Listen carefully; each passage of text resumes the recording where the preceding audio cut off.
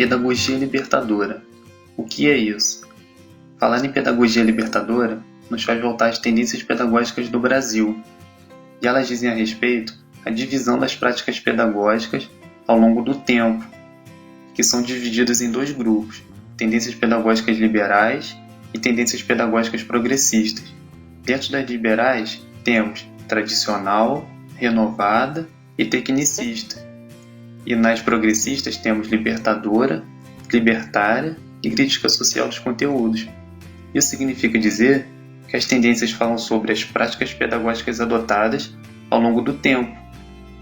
Paulo Freire está enquadrado nas tendências pedagógicas libertadoras. Chamamos de libertadoras porque ela pensa no homem livre, liberto. Mas liberto de quê? Segundo Freire, a educação tem o papel fundamental de libertar o homem da sua opressão, do lugar de oprimido. Ou seja, a educação é uma ferramenta educativa de igualdade social. Ele pensa a educação para libertar o homem e torná-lo autônomo, ou seja, consciente de si no mundo. Autonomia e liberdade são as bases da teoria de Paulo Freire. Mas quem foi Paulo Freire? Paulo Freire é um dos mais importantes nomes da pedagogia brasileira. Teve grande interferência no momento fundamental da nossa pedagogia, entre os anos 60 e 70. Ele iniciou suas práticas pedagógicas nas regiões do interior do Brasil, em Pernambuco, na cidade de Angico, que Freire faz sua primeira experiência com sua prática pedagógica.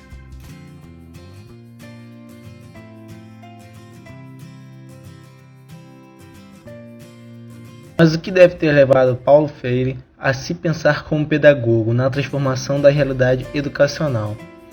A base fundamental desse vínculo é justamente a ligação de Paulo Freire com a questão dos oprimidos. As diferenças sociais levam a Paulo Freire a pensar numa metodologia de ensino que, ao alfabetizar os alunos, já desse ali a consciência de quem são eles. Educar os oprimidos é a grande missão de Paulo Freire. O seu vínculo, então, passa a ser com classes operariais, economicamente desfavorecidos.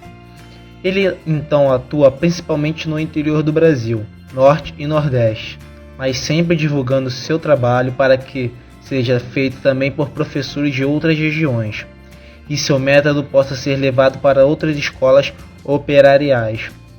Mas além de pensar sobre a pedagogia dos oprimidos, Freire também reflete sobre a educação bancária. A educação bancária é um processo revisto por ele, a partir dos conteúdos programáticos da educação. Segundo Freire, o que tínhamos no Brasil era uma educação conteudista, pautada na transmissão de conhecimento. Essa educação que Freire tanto observou e criticou foi chamada por ele de educação bancária, ou seja, uma educação que tinha como proposta fundamentalmente transmitir conteúdos que iam ficar retidos no aluno, só numa situação de reprodução. Então Paulo Freire pensa, os conteúdos são colocados para dentro da criança, não como uma ação reflexiva, mas sim como depósito de conhecimento. Não como construção de conhecimento, mas conhecimentos que vão se sobrepondo sem serem refletidos. Por isso, por ser uma sobreposição de conhecimento, um depósito de conhecimento sobre o aluno, é que ele diz que a educação é bancária, como um banco de reserva de conteúdo, simplesmente. E essa educação bancária é revista por ele. Como então fazer para que a educação deixe de ser um processo de depósito de conhecimento sem reflexão? É justamente por isso que ele vai propor um método, uma ação, principalmente ligada à questão de tomada de consciência, a partir da alfabetização. O trabalho de Freire é pautado na alfabetização, na construção do processo de letramento, e daí também, tanto alfabetizando-se com as letras, a pessoa acaba se alfabetizando-se no mundo. O que podemos então chamar de método Paulo Freire? Essa proposta tão avançada de educação, tomada por Paulo Freire, tem um conteúdo programático e diferenciado, que pode causar uma interferência na realidade política. Justamente por isso a pedagogia freiana é vista por maus olhos. Um soldado, cada um com uma metralhadora em cima de mim. E eu ficava espantadíssimo. Eu dizia, esse pessoal deve saber coisas de mim que eu não sei. Quer dizer, esse pessoal deve ter informações de que eu vivo, eu sou um líder extraordinário, que eu devia ter feito a revolução anteontem nesse país. Então são loucos varridos. Entende? Então como é que um cara como eu, um professor humilde, simples, precisava de um aparato daquele em cima de mim? Era fuzil muito para um cara só. Mas nem assim ele desiste de sua proposta. Busca discutir dentro da proposta uma metodologia que faça com que seu aluno questione a realidade onde vive, independente de ser criança, jovem ou adulto. Freire então diz que primeiro ele tem que tomar consciência de si.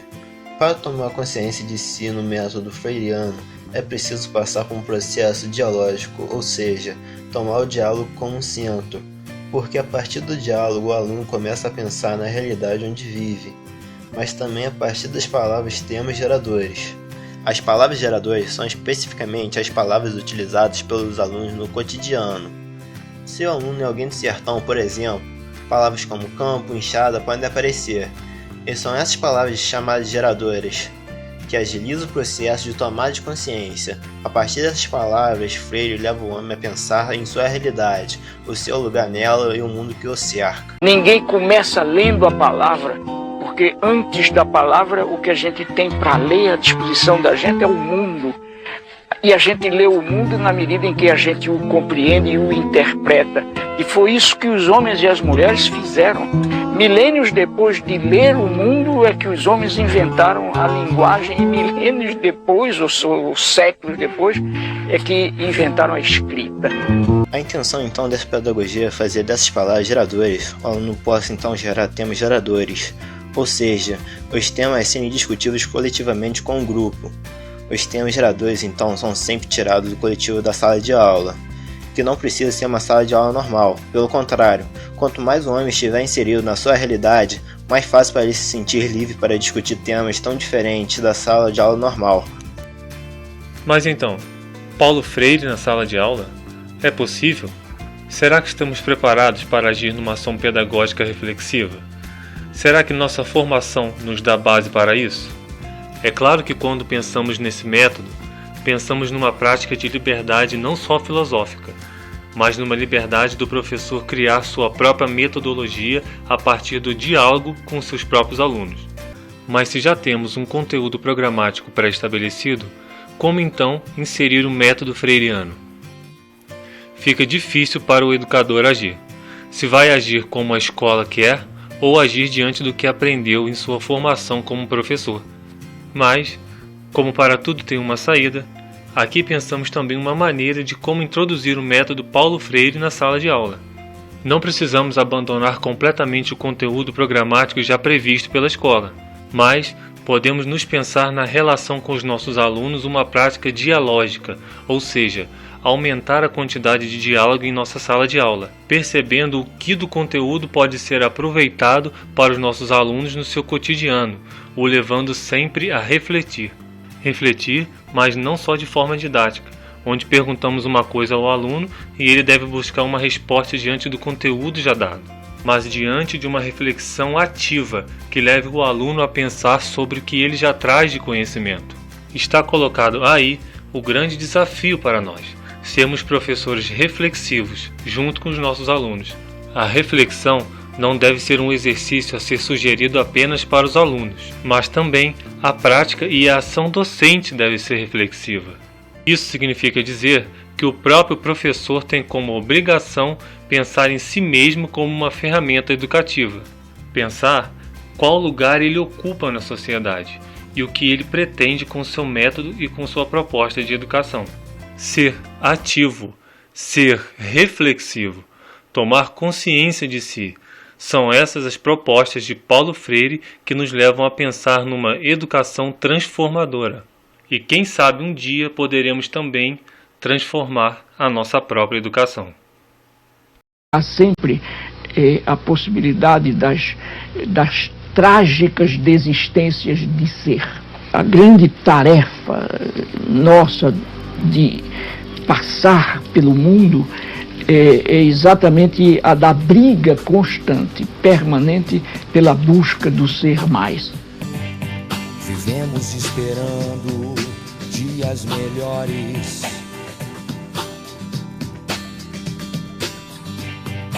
dias de paz, dias a mais, dias que não deixaremos para trás.